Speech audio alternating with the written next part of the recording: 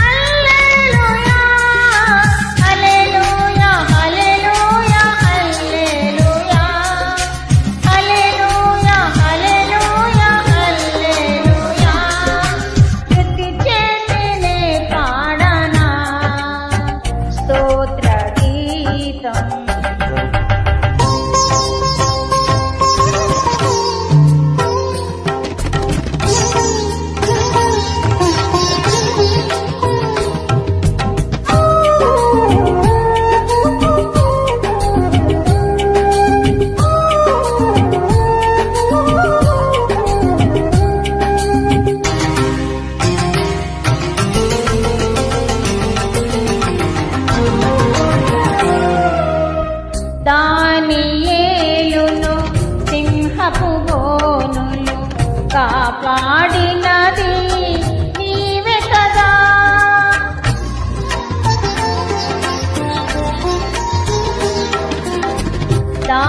దానియేలును సింహపు బోనులు కాపాడినది నీవే కదా. జల ప్రళయములో నోహును కాచిన బలవంతుడవు నీవే కదా.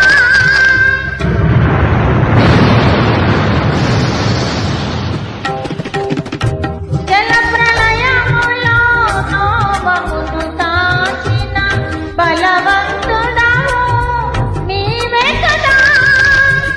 నీవే కదా, నీవే కదా, నీవే కదా. హల్లెలూయా, హల్లెలూయా, హల్లెలూయా, హల్లెలూయా, హల్లెలూయా, హల్లెలూయా, హల్లెలూయా, హల్లెలూయా. స్తుతి చేసి నే పాడనా స్తోత్ర గీతం.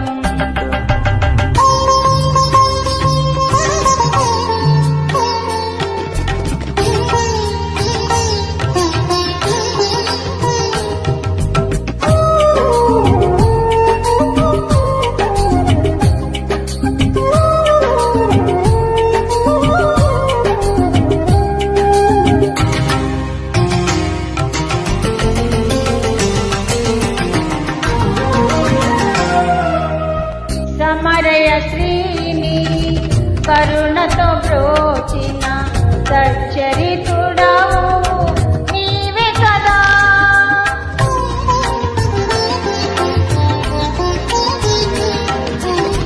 సమరయ శ్రీని కరుణతో బ్రోచిన సచ్చరితుడవు నీవే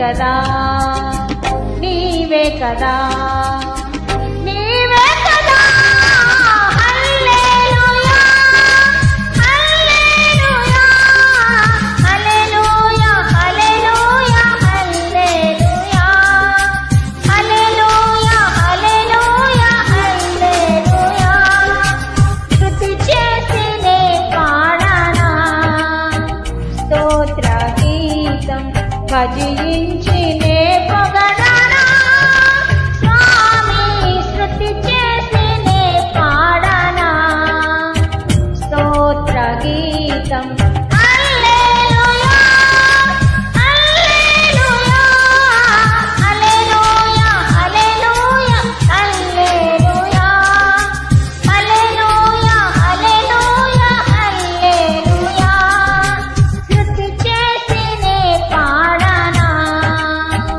స్తోత్ర గీతం.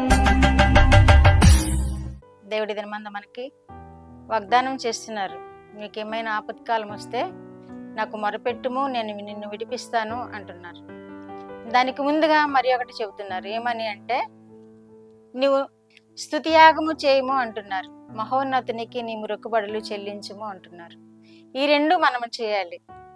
దేవునికి మనం మొరపెట్టేటప్పుడు ఆపత్కాలం మనకి ఎప్పుడైనా ఏదైనా సంభవించినప్పుడు మన దేవుడు మనకు సహాయం చేస్తాడని మనకు బాగా గుర్తు, మనం బాగా తెలుసు. మన దేవుడిని ఆధారం చేసుకుంటాం. మనం ఏదైనా ఇబ్బందికరమైన పరిస్థితి వస్తే మనము తప్పక దేవుని సన్నిధిలో మోకరిస్తాము, ప్రార్థన చేస్తాము, దేవుడు మనకి సహాయం చేస్తాడు.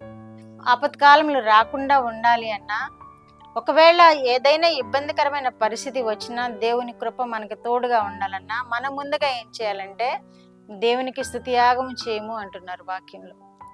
దేవునికి స్తుతియాగము చేసినప్పుడు దేవుడు మన యందు సంతోషిస్తారు.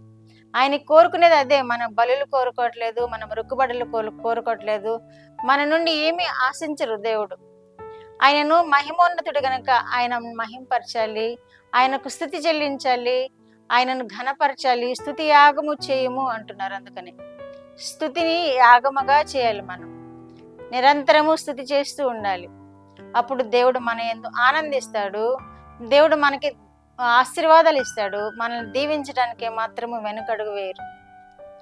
దేవుణ్ణి మనం మర్చిపోయి మనకి ఏదైనా ఆపత్కాలం వచ్చినప్పుడు దేవా దేవా నాకు సహాయం చేయంటే అది జరగవచ్చును, జరగకపోవచ్చును. కానీ నిరంతరము మనం ఆయన సన్నిధిలో, ఆయన ఎదుట మనము కనబడుతూ ఉంటే, ఆయన సన్నిధిలో మనము ప్రార్థనలు యాగములు చేస్తూ ఉంటే, కృతజ్ఞతాస్తుతులు చెల్లిస్తూ స్తుతి యాగము సమర్పిస్తూ మనం ఏమైనా మొక్కుబడి చేసుకుంటే అవి వాటిని చెల్లిస్తూ ఉన్నప్పుడు దేవుడు మన యందు సంతోషిస్తారు, దేవుడు మన యందు ఆనందిస్తారు, మనకు కృపల వెంబడి కృపలను అనుగ్రహిస్తారు. ఏదైనా లోకంలో జీవిస్తున్నాము కాబట్టి ఏదైనా ఆపద రావచ్చు, ఇబ్బంది రావచ్చు. ఇది మానవ రీత్యా జరగవలసినవే. ఏదైనా ఇబ్బంది ఎదుర్కొనవచ్చు, ఏదైనా ఆపద ఎదుర్కొనవచ్చు, ఏదైనా కరువు కాటకాలు వ్యాధులు బాధలు ఏవైనా ఎదుర్కొనవచ్చు. కానీ వాటన్నిటి నుండి మనల్ని తప్పించి మనల్ని సజీవులుగా ఉంచగల దేవుడు మనకు తోడుగా ఉన్నారు. కాబట్టి ఆయన నిత్యము మనము స్తుతిస్తూ ఉండాలి, స్తుతి యాగము సమర్పిస్తూ ఉండాలి. మనం ఏదైనా మొక్కుకుంటే చెల్లిస్తూ ఉండాలి.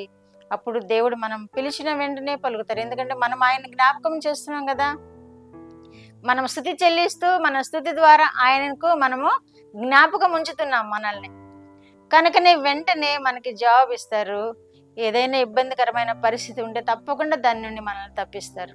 దేవుడు మనల్ని విడిచిపెట్టే దేవుడు కాదు, మనల్ని ఆదుకునే దేవుడు, మనల్ని కాపాడే దేవుడు, మనల్ని సంరక్షించే దేవుడు.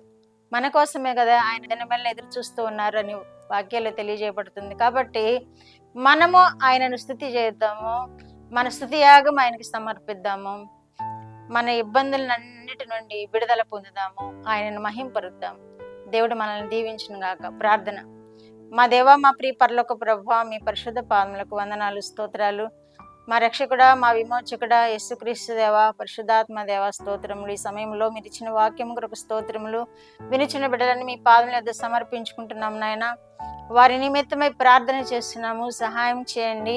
వాక్యముని విన్ని మా ప్రభ బిడ్డలు నాయన నిత్యము మీ స్తుతి యాగంలో నాయన వారు కొనసాగడానికి కృప చూపండి. వారు ఏమైనా అక్కర్లు కొని ఉంటే, ఇబ్బందికరమైన పరిస్థితులు ఉంటే వాటి నుండి విడిపించండి. మీరే కదా మాకు సహాయకుడవు, మీరే మాకు దేవుడవు, మీరే మాకు అండగా ఉండే తండ్రివి కనుక బిడ్డలను మీరు ఆశీర్వదించండి.